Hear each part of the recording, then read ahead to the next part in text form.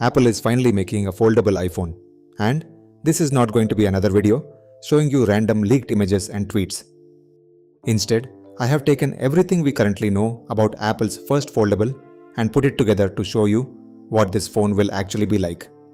From its design and display, to cameras, performance, battery, and finally, whether it will actually be worth the money. Apple is making some very impressive choices here, but there are also some very strange compromises. So let's break it down.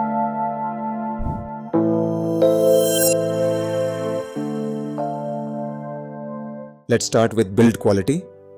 This is probably where Apple has spent most of its time. Apple is entering the foldable market, years after Samsung and others. So it cannot simply make another phone that folds, it has to make one that feels like an iPhone. And the biggest challenge here is the hinge and the display crease. The iPhone Ultra will be 4.5mm thick when unfolded and 9mm when folded. That is extremely thin for a device that has two displays, two battery cells, and a powerful processor inside. Apple is also expected to use a titanium frame to give the phone enough strength without adding too much weight. And the hinge will be the most important part of this entire phone. Apple has been working on a new hinge design to make it more durable while also reducing the stress on the display.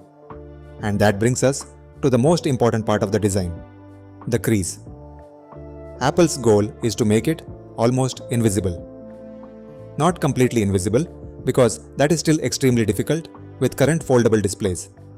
But the crease should be much less noticeable than what we have seen on foldable phones. Now let's talk about the displays. The iPhone Ultra will have two screens. The outer screen will be 5.5 inches. When you open the phone, you get a 7.8-inch display. Unlike a normal iPhone, it will be shorter and wider. When you unfold, it will feel like a small iPad.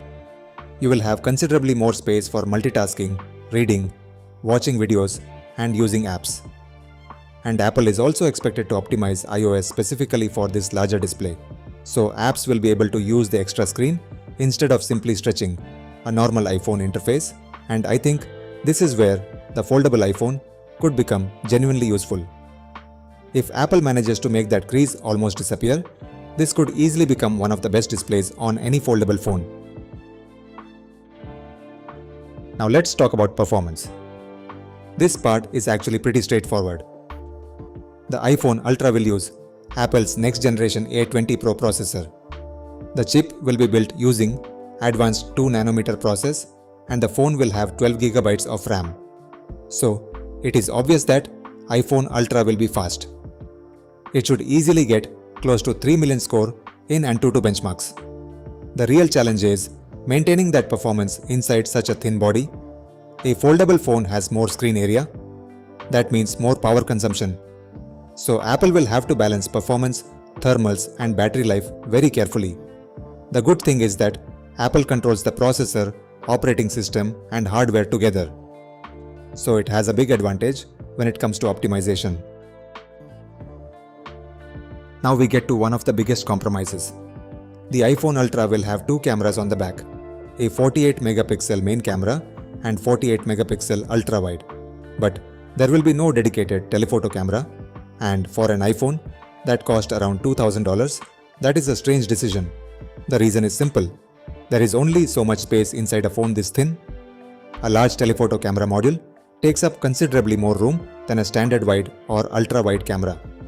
So Apple appears to be prioritizing the thin design over camera versatility, and this means the iPhone Ultra could actually have a worse camera system than iPhone 18 Pro Max. But there is an interesting advantage. When you unfold the phone, that huge internal display can become a massive camera viewfinder.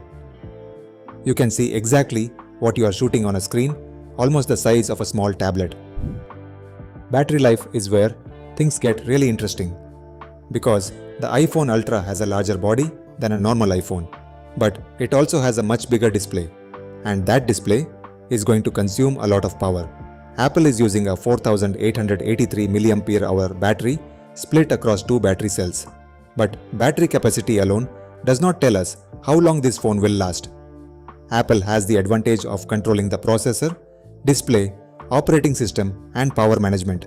And the A20 chip should also be considerably more efficient. So I expect the battery life to be good. Charging is another story. The iPhone Ultra will support 25 watt wired charging, which is not great. And then there is another compromise. MagSafe may not be included because Apple simply does not have enough room inside for MagSafe system. And honestly, that would be disappointing. Now, we get to what could be the most important part of this phone.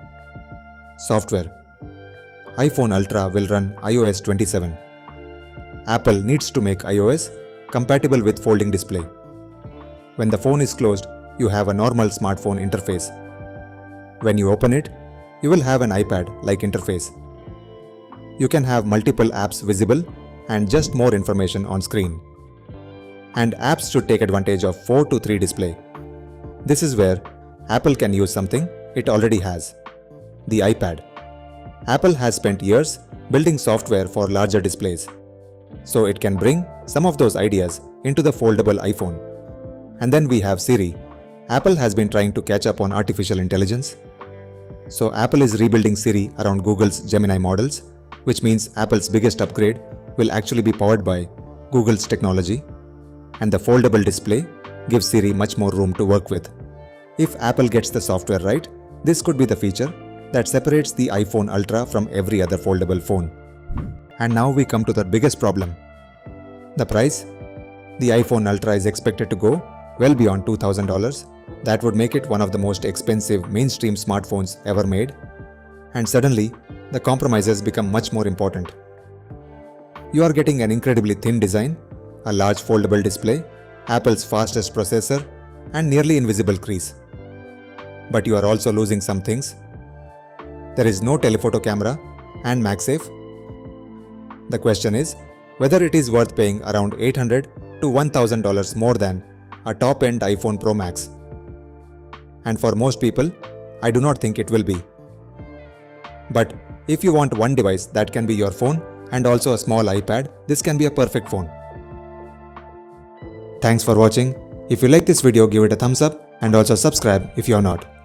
If you have any questions, please drop a comment. I will be happy to answer them. I will see you on the next one. Until next time, take care.